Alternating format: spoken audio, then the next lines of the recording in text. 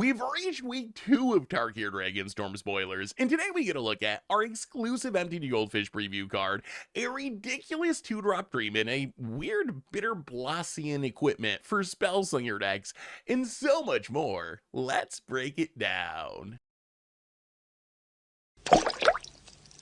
Hello everyone, it's Seth, probably better known as Saffron Olive, and it's time for another daily dose of Tarkir Dragonstorm spoilers. So we kick off week 2 of spoiler season, and we got some super cool stuff to talk about today. This set is so amazing, which means we should probably jump right into it. Start talking spicy new Tarkir Dragonstorm cards.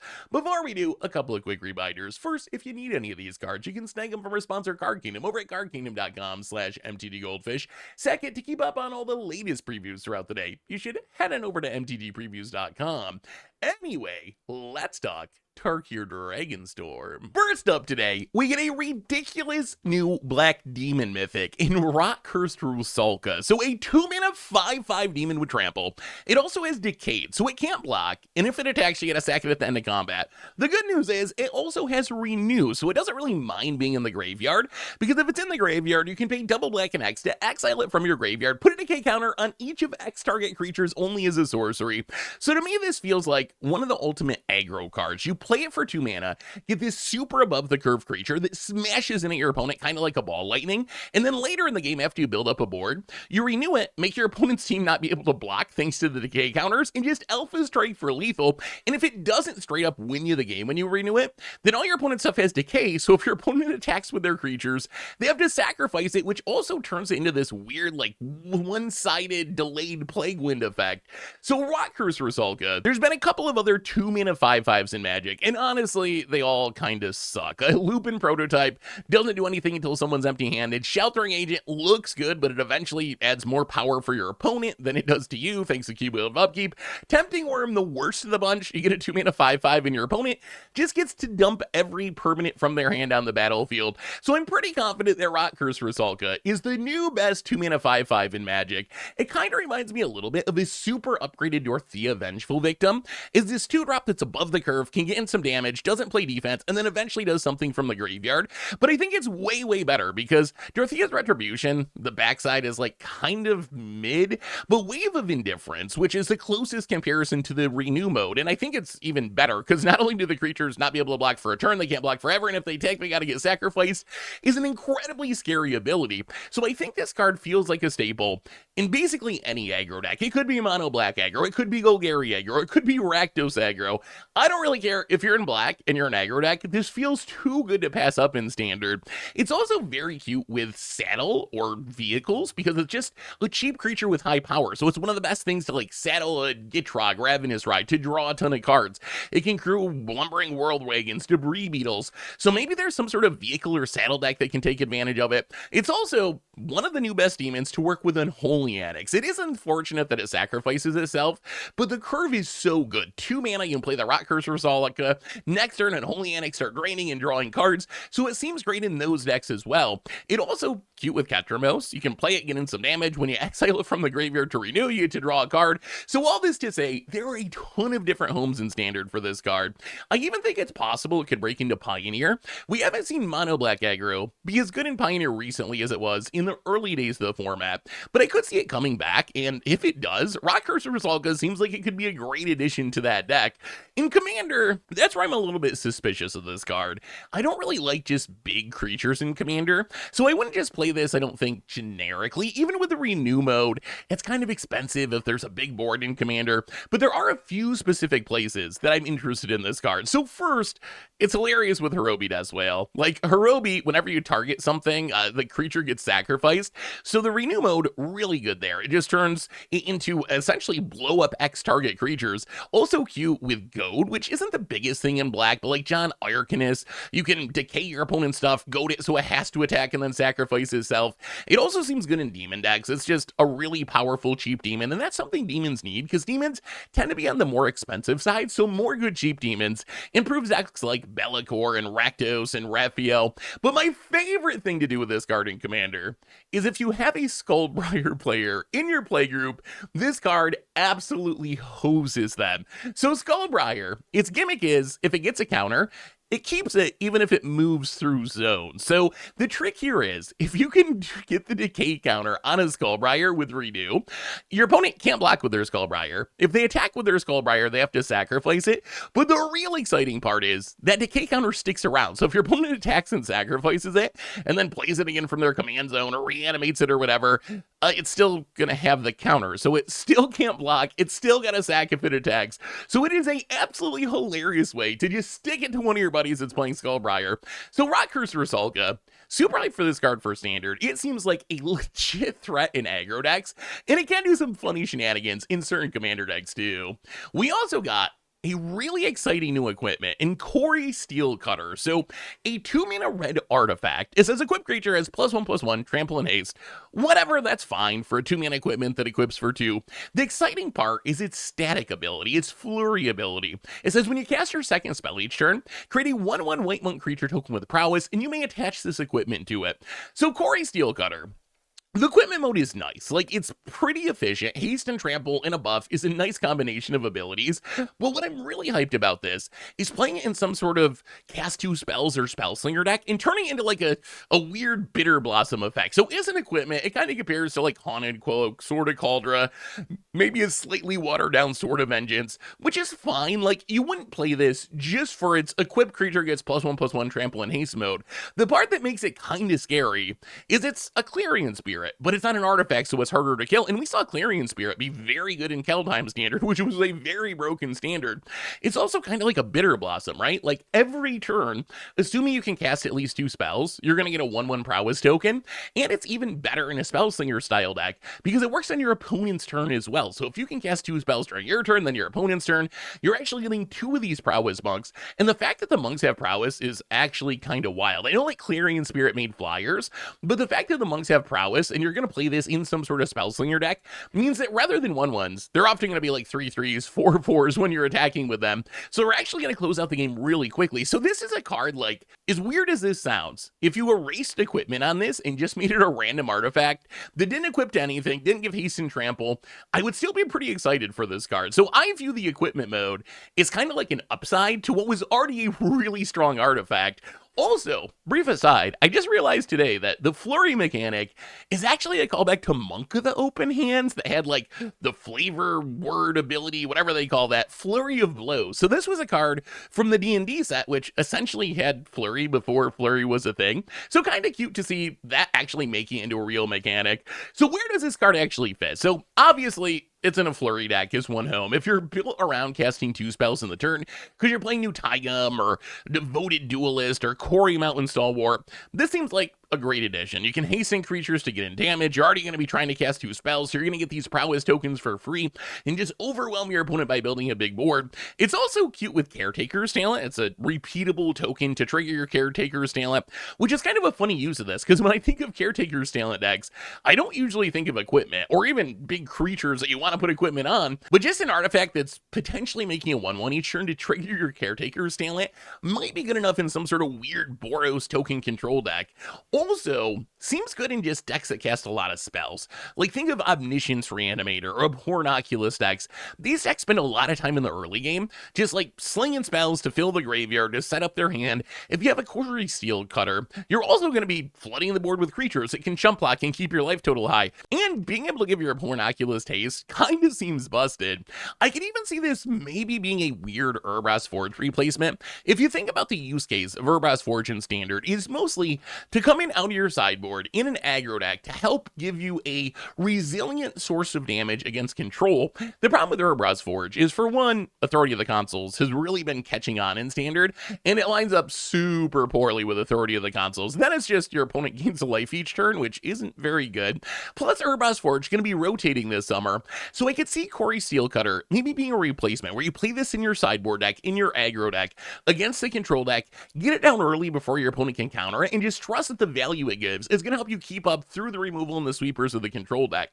As far as Commander, I think there's a couple of homes for this. So first, if you're a cast a second spell deck like Malcolm the Eye, Stella Lee, Ashling Flame Dancer, it's going to be great there because the entire idea of your deck is going to be to cast 2 spells each turn. And if that's what you're doing, then Cori-Steel Cutter is just an insane amount of value. The other place it seems good is just in generic spellslinger decks. Like if your goal is just to cast a lot of spells, maybe you're Brea or Niv Mizzet Perun, and it gets even better with commanders that are spellslinger, but actively encourage you to cast spells each turn, like Alania or Calamax or in Halo. These cards are already encouraging you to cast at least 1 spell during your opponent's turn, and then all you need is 1 additional spell to get the Monk token for free. So Cori-Steel Cutter, the card seems absolutely great. Like, the fact that it's in an equipment is kind of wild to me because, like I said before, I would just play it for its flurry mode. If this was just like a Winter Orb artifact that just sat on the battlefield, I think it's already good enough. And then you get the upside that you can stick it on a creature and smash in for haste and trample. So very, very solid new equipment. We also got another wild mythic dragon enchantment in Call the Spirit Dragons. And before we talk about this card, I gotta say, this card has me convinced that Tarkir Dragonstorm is going to be a very popular set. It already seems like the reaction has been really positive, but seeing all these super cool dragon cards has me totally convinced this set's going to be a banger, because if you look on like EDH Rec, dragons are the literal most popular tribe in all of Commander. It's the most popular tribe in Magic, and this set is overflowing with super cool dragon cards. So I feel like this set has these boomer callbacks that longtime players like, and has a bunch of really sweet cards for Standard and Pioneer and Modern, which competitive players like, and then you have a ton of cards that are just super flashy cards for the most popular casual tribe. When you add all that together, I feel like this set is going to be really big. But Call the Spirit Dragons, 5 mana, 5 color enchantment. It says dragons you control have Indestructible. At the beginning of your upkeep, for each color, put a +1/+1 counter on a dragon you control that is that color. If you put a +1/+1 counter on 5 dragons this way, you'll win the game. So Call the Spirit Dragon, this card is kind of wild. Its first part calls back to like Darksteel Forge, Avacyn's Memorial, even Eldrazi's Monument. These permanents that make a certain subtype of permanents indestructible. So for Call the Spirit Dragon, obviously that is dragons. The biggest upside is it's only 5 mana, which is way cheaper than Darksteel Forge or Avacyn's Memorial. The downside is you do gotta be in 5 colors, which is a bit annoying, but still, in a 5-color dragon deck, this card seems kind of strong. The win the game mode is maybe the most interesting part about this card. That's the challenge, right? So to win the game with this, you need 5 dragons representing 5 different colors on the battlefield. There's not a perfect comparison here. The best I can think of is, actually, it's kind of like Liliana's Contract. Liliana's Contract was 5 mana, 1 into the game on your upkeep. If you had 4 or more demons with different names, Call the Spirit Dragon kind of does the same thing, except you need dragons of different colors, plus you get the upside of giving your dragons Indestructible, which is a huge upgrade compared to Liliana's Contract, because it's actually going to help you keep dragons on the battlefield. So as far as Standard is concerned, I'm pretty sure this isn't against the odds card. I don't think this one was really designed to be competitive in Standard, even discounting the fact that it's 5 mana, and that there's a lot of enchantment removal in our current Standard format. The big issue I see is, Indestructible is just not that great. Like, yes, it's going to be nice if your opponent has Go for the Throat or something, but even if you stick the Call the Spirit Dragon and get some dragons on the battlefield, they can still get got by This Town Ain't Big Enough, Leyline Binding, they can all get got by Sunfall. So being Indestructible, yeah, it's nice, but it's not going to guarantee that your dragons sit on the battlefield.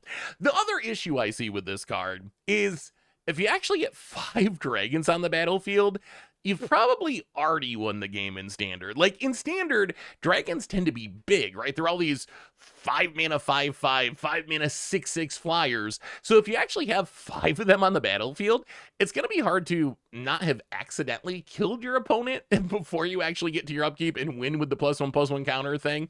I will say the easiest way to cheat on this, though, is multicolored dragons. You're always going to need 5 dragons to win the game. There's no way around that. So it's not like a single 5-color dragon just wins you the game. That would be kind of busted. But it is nice that a Niv Mizzet, for example, that's 5 colors, can fill in for any color you're missing. Maybe you have 5 dragons, but you don't have a black dragon. Well, Niv Mizzet's got that covered. Maybe you don't have a green dragon. It has that covered. So I think it'll be a fun against the odds deck. Like I said, I do think there's going to be a lot of games when we try building around this that if we win, we're accidentally going to win with dragons before we get to our upkeep to win with Call of the Spirit Dragons, but it still seems like a really fun challenge.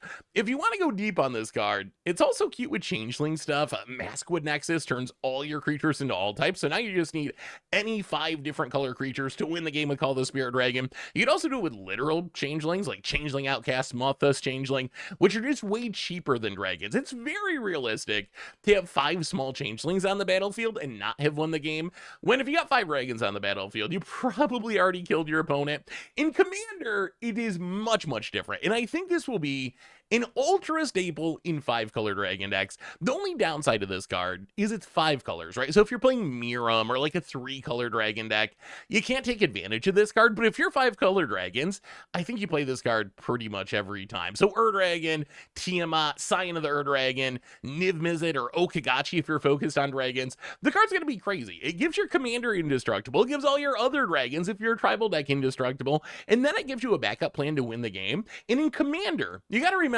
it's way different than a format like Standard. In Standard, you kind of have that win more problem we were talking about. You got one opponent, they're at 20 life. If you have 5 dragons, you probably just won with combat damage.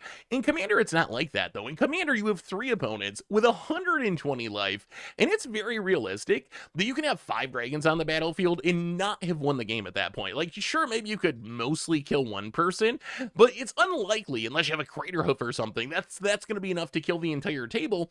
Call the Spirit Dragon can help there. It gives you a backup plan where if you can't win with combat damage, you grow your dragons, you try to win on your upkeep with Call the Spirit Dragon.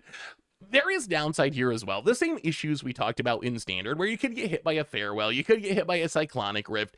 So it's not that your dragons can never be dealt with if you have Call the Spirit Dragon, but the protection is nice. It's going to stop a lot of the Wraths, a lot of the Sweepers, Blasphemous Act, Wrath of God, Supreme Verdict, Damnation. Those cards are just not going to do anything once you get down Call the Spirit Dragon. So I think this card, against the odds card for Standard, but I expect this to be a very popular enchantment for 5-color dragon decks in Commander, where it just does everything you want, right? It protects from Wrath, it gives you a backup plan for winning the game, it gives you a challenge to try to achieve, so I expect this to be a casual all-star. I gotta say, the renew mechanic is quickly becoming one of my favorite from the set, because it just does really cool things, as exemplified by Naga Fleshcrafter. So Naga Fleshcrafter, 4-mana 0/0 snake shapeshifter. You may have it enter the battlefield as a copy of any creature on the battlefield, so literally just a clone. The exciting part is renew of 3 mana, exile it from your graveyard, put a +1/+1 counter on target non-legendary creature you control, and then each other creature you control becomes a copy of that creature until end of turn, activate only as a sorcery. So Naga Fleshcrafter, it is literally a clone mixed with what I would say is a very upgraded Mirror Weave, a Mirror Weave that costs 1 less mana. The downside is it is sorcery speed, which does increase the blowout potential. When you exile this, it's going to put a trigger on the stack to put the counter on the thing. If your opponent kills that thing in response, then it kind of fizzles and does absolutely nothing. So that is the downside, but a 3-mana version of Mirror Weave can do some absolutely hilarious things. So obviously the combo, and this isn't against the odds thing, but this is one of the best ways to take the Biovisionary challenge. If you want to try to win with Biovisionary, which to win the game, you need 4 Biovisionaries on the battlefield at your end step. Naga Fleshcrafter, one of the best ways. You just need a Biovisionary, any 3 other creatures. Then you just renew the Naga Flesh Creeper on the Biovisionary. Everything turns into Biovisionaries. You'll win the game on your end step before everything will turn back into its normal self. So that is something that'll be fun for against the odds. Not a competitive plan though. In Standard, this card can do ridiculous things. Like, the ceiling on this card is hilariously high. Like, imagine building a big board and then turning all your creatures into Avenger the Fallen. You probably just win with mobilized tokens. Or Blossoming Tortoise, you're just gonna ramp and fill your graveyard at lightning speed. Hauntwood Shrieker can manifest Dread a ton of times. Overlords are ridiculous. You attack with a board full of Overlord of the Mistmores, you're gonna make a ridiculous amount of tokens, which will then give you even more bodies for the next copy of Naga Flesh Creeper. Rottenmouth Viper, Valley Rockcaller probably just win you the game. So there are all kinds of shenanigans for this card. So that's the good news. This card can do some really, really cool things. But there is some bad news here. So first, I already mentioned, bad news number one, it is sorcery speed, which gives your opponent that window to interact with the renew ability. Downside number two, and this is kind of just a quirk of modern Magic design, but it only works with non-legends. And as we get more and more legends in Magic, that means this only works with like 50% of playable creatures or something. Maybe that's overstating it, but some percentage of creatures don't work with this just because they're legendary. Being able to turn your entire board into Dragonhawks or Calamities would be wild, but that's just not going to work because of the legend rule. The biggest issue I see, though, is for that last ability, the renew ability, to really pop off, you need to build a pretty big board of creatures, and it's just not that easy to do that in Standard. If you look at Standard decks, they mostly fall into one of two camps, which is either they're super aggro and gonna try to kill you before you can even renew the Naga Fleshcrafter, because they're like a mouse deck or a red aggro deck, or they're gonna be some sort of this town ain't big enough, cut down, Sunfall, overloaded with removal style decks. And those decks are really good at keeping you from being able to build a big enough board for Naga Fleshcrafter to actually do much of anything. And even if you do get there, they're going to be good at just bouncing whatever you target with the renew mode or killing that in response. So I feel like this is probably not a competitive card. Most likely, I would say this is probably going to be a super cool against the odds card, and I love the design of this card. It is so incredibly sweet, but I would be surprised if it was actually competitive. As far as Commander is concerned, you got a few options. It works in clone style decks like Shakashima or Garuda gets another 4-mana clone for the Garuda combo. Miram also likes clones because you can copy whatever dragon and get double copies of it. So decks like that I think would play Naga Fleshcrafter is a clone with the weird upside of doing stuff from the graveyard. The other place it's really spicy is in token decks. And again, this might be like Commander against the odds, but imagine like Kozilek's command to make a huge board of Eldrazi spawns, and then you turn them all into Pathrazer of Ulamog and just annihilate your opponents out of the game. Maybe you're Xyrus and you make a ton of snake tokens with a wheel, and then turn your board into Witty Roastmasters to burn your opponent out of the game. Maybe a White Sun Zenith to make a ton of cats, and then turn them all into Ancient Gold Dragons and make a ridiculous number of fairies. So this card, super excited to play with it. I still think it's going to be very risky. It's going to be very hit or miss. It's one of those cards that's going to give you epic stories of these really amazing games where you did the coolest thing ever. But then there's also going to be a lot of games where it's just a clone and then you get blown out when you try to renew it. It's also cute in graveyard decks. That's the other thing about this renew mechanic, is you don't necessarily have to cast this as a clone. Maybe you're Sidisi. You can just hope to mill it over, and Sidisi is probably the perfect home because not only is it a graveyard deck, but it's also kind of a token deck since it makes zombies. But you could just mill this over, and then, I don't know, get some sweet Craterhoof on the battlefield, turn everything into Craterhoofs and win the game. So Naga Fleshcrafter, the design is super sweet. I love the renew mechanic. I love this card. I think it's probably an against the odds card, but who knows? Maybe there's some synergy that actually makes it work in competitive play. Next up, we have our exclusive MTG Goldfish preview card from the set. Thanks to Wizards for hooking us up with a preview.